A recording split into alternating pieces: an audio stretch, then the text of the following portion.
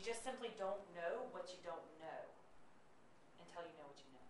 So I know that everybody in my audience is going to be as honest with me as you can possibly be. But when you're lying to yourself and you don't even know that you're lying to yourself, you can't be honest with me. So I mistake you as being honest, but really, you're a bunch of liars. And I only know that because I'm a liar. And when I realized that I was lying, and I know that I was on the other side, and I was pretty sure that I wasn't lying. I was pretty sure that I was telling the truth. Like, I would have bet my life on what came out of my mouth. But then waking up and kind of realizing, oh my gosh, I was fooling myself for years. Just like everybody in the audience has been fooling themselves. Y'all just don't realize it yet, or you're starting to realize it. So you can't catch all the mistruths that come out of your mouth. And I got to remember, oh gosh, even though I know that they are being as in integrity as they can be, and they are being as honest as they can be, they don't even know that they're lying to you. They don't even know that they're lying to yourself. So I got to do all of my work intuitively. All of my teaching comes from different mentors that I have found value in their teachings and that have given me tools that I have applied in my life and have gotten positive results in. So I'm just kind of passing along from my experience how these tools have helped me out. So if you can take anything from today's workshop and start implementing it into your life to create a life of ease, that's my goal. Now in saying that, again, I only know life from my experience, so I can only teach you from my experience. So some of the things that I may say might not be for you. They might not be for your journey. So those things, just leave them on the table. Just leave them behind because they might be for somebody else that's in the room. Just look for those things that really kind of hit home to you or make you think. And everything that I really practice is to help to heighten your self-awareness so that you can start, as we were talking about earlier, choosing how you respond to the environment around you instead of just being in that knee-jerk reaction mode and keep doing what you've always done to keep getting what you've always been getting. Instead, you can stop in the moment and make a different choice that really serves a higher purpose versus how do I stay alive right now in this moment. So that's what all this whole workshop series is focused on, is to get you more aware of yourself, more aware of what goes on here, and more aware of what goes on here and in your body so that you can start utilizing and tapping into all those little hidden intelligences that we have around the body so that we can more easily guide ourselves through this world and get in purpose with, or get in line with our purpose and figure out why we're here and live a more fulfilling, abundant life. So what was on my heart to talk about today? I'm trying to make this where every workshop builds, but that they are kind of whole and complete on their own. And the last couple of workshops, I really focused on building your awareness and just becoming aware of the thoughts that you have, the choices that you make, the people that you surround yourself with, the way that you feel about your environment and the people that you interact with. And what I thought that I would kind of transition into or kind of build on today is really befriending the mind. The mind is not our friend. It's not here to help you have an abundant, amazing, thriving life.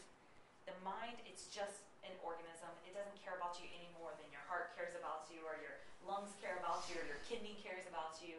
It's just an organ, and it's serving a purpose and it has a function. In our society and majority of the world, what has happened is that we have confused our mind for having more responsibility over our lives than what it really, really has. And if we become aware of what the role of the mind is and what its function is, then we can stop relinquishing it jobs that's not any of its business, and we can kind of start working collaboratively instead of against each other. I personify a lot of things because it helps me to kind of build these little characters. So I kind of got my mind hanging out and I got my heart hanging out, and to me, just really looking at building a relationship with those parts of myself is what I focus on doing. So the mind, it's not our friend. It's not in most people's lives. If you're not having a thriving, abundant, really blissful life, then chances are you're not getting along with your mind too well. And a way to really test it, if anybody's sitting there thinking like, well, I'm pretty sure my mind likes me, my mind keeps me safe, it keeps me out of trouble, it does this or that for me. If you think about how your mind talks to you, and you think about your self-talk. I don't know about y'all, but for myself, my self-talk can be a little judgmental. It can hold me to standards that I don't hold to other people to. It can expect things from me that I would never expect from another person. And if I make a mistake or something goes off course, or I trip over something or spill something or make a decision that ends up hurting myself or somebody around me, my mind really beats me up. It's really not very forgiving. And it's very interesting when I started paying attention to how my mind treats me versus how my mind treats other people. And when I started realizing and stepping outside myself, if someone was to come to me and say or do the things that I'm beating myself up over, how would I react to the other person? Well, I wouldn't be mad. I wouldn't think that they were stupid just because they accidentally knocked over a glass of water. I would just say, oh, it's an accident. It's water. It's no big deal. Let's clean it up. But whenever I knock over a glass of water, it's like, oh, what's wrong with you? Or you're so stupid. You can't get anything right. Now you made this big mess, and now it's going to throw off the whole day. And, it can just really become this big escalated situation. But if somebody else does it, I don't have that reaction. And I thought, well, how curious. And I found myself also in my coaching and just talking to my friends in everyday life, when they would come to me and be upset or worried about something or really down on themselves, I would say, well, what would you say to your best friend? If your best friend came to you and said, I am so frustrated with myself. I have been working so hard to do this one thing, and I just can't figure it out, and I feel like I can't do anything right, and, I'm so frustrated, I'm so upset, and I'm never going to get what I wanted. If a friend came to me and said that, I would be like, whatever, girlfriend, you are amazing. You are awesome. Look at all these things that you do. You are a fantastic mom. You're a great friend. Look at all these examples of when you did something great. And I would try to build them up. So why not do that for ourselves? And why not have that same compassion with ourselves? It was really interesting dynamic because on one side, my mind's telling me that I'm not smart or capable or pretty enough or tall enough or thin enough or whatever. And then on the other side, my mind's telling me that I'm better than other people and I'm smarter than that guy, or I would have done that way better. So I had this really interesting push-pull going on in my mind. It's like I think I'm like the most amazing and most horrible person at the same time. So it made me become aware of this hypocrisy that was going on inside my mind, and this battle going back and forth inside my mind. And it made me realize just as much as I can get caught into the negative stories about myself or about the world around me or the environment around me, I also had this other side too. And I could look at it from a different angle. And a lot of times it took me taking me out of the picture.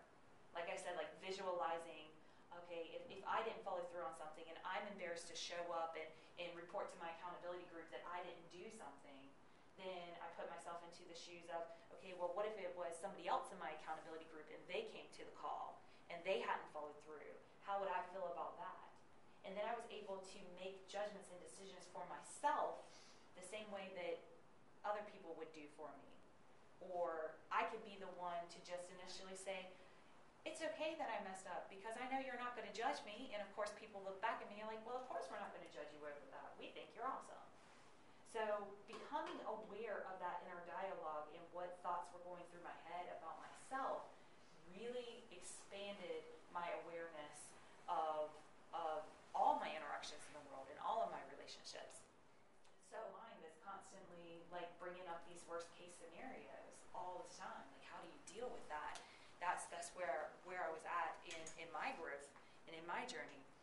And understanding that my mind, when I really got the fact that my mind is just an organ, just a device, just a mechanism, and that its original intended function is to keep me safe, then I could start to evaluate the situations that were in front of me when my mind started speaking up, watch out, watch out, watch out, something's wrong here, that little warning, warning, warning. When that would start to come up, then I could say, okay, I know that you're just here to keep me safe. So is this situation really a threat? Is there something that's really, do I really need to go into self-preservation mode right now? And a lot of times, there wasn't really a threat. I was looking at my mom, or I was looking at my or I was looking at myself in the mirror. You know, I was dealing with people who